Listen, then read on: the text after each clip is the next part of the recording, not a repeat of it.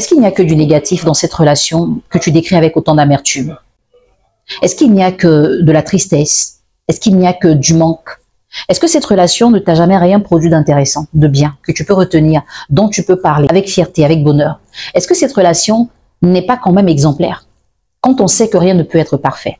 Tu sais, j'ai échangé avec un homme qui m'a dit, on a tellement habitué certaines femmes à la souffrance, on leur a tellement dit comment souffrir dans une relation, qu'elles ont oublié d'être heureuses. Parce que oui, vos mamans, qui sont vos références, sont celles-là qui vous disent qu'il faut supporter, il faut encaisser, il faut souffrir parce que c'est comme ça. Ce n'est pas comme ça. Vos mamans vous disent ce qu'elles ont vécu. Mais regardez à côté, il y a des mamans qui n'ont pas vécu ça, donc elles ne disent pas ça à leurs filles. Et elles vous ont tellement apprêté à cette évidence que même quand tout va bien dans votre relation, vous ne vous sentez pas bien. Je ne sais pas si tu as fait la remarque. Il arrive des fois où quand tu es tellement heureuse dans une relation, tu as l'impression que tu ne la mérites pas.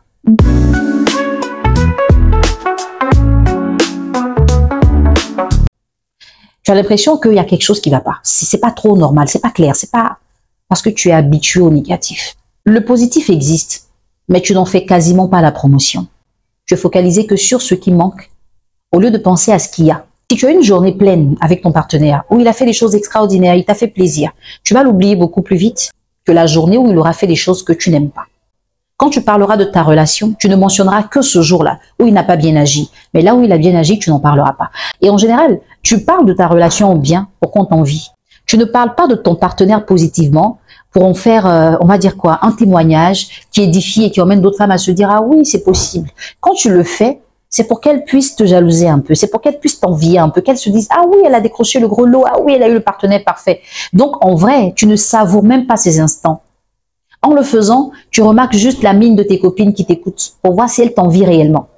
Mais tu n'es même pas en train d'en parler avec plaisir, avec bonheur. Et pourtant, il y a du bon dans ta relation. Pour ces femmes-là que j'accompagne en coaching, je leur demande des fois, parle-moi du bon côté de ta relation. Le mauvais côté, je ne veux pas savoir. Il y en a qui restent silencieuses pendant de longues minutes parce qu'elles n'ont rien à dire. Pas parce qu'il n'y a rien à dire, mais parce qu'à force de parler de ce qui n'est pas bon, elles n'ont plus l'habitude de parler de ce qui est bien. Il y en a qui sont en couple juste pour attendre une erreur de leur partenaire pour dire « j'avais raison ». Tant que ce n'est pas arrivé, on se dit « non, c'est rien ».